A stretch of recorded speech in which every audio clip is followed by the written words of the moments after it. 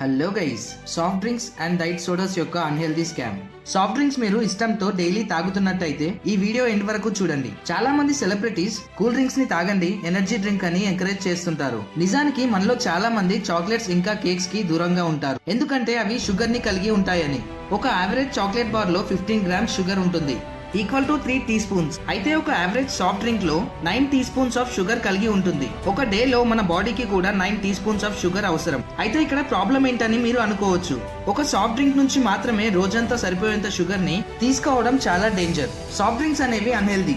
దీన్ని ఎక్కువగా తాగడం వల్ల డయాబెటీస్, ఒబేసిటీ, లావు పెరగడం, బోన్స్ వీక్ అవ్వడం అండ్ లివర్ కూడా డ్యామేజ్ అవుతుంది.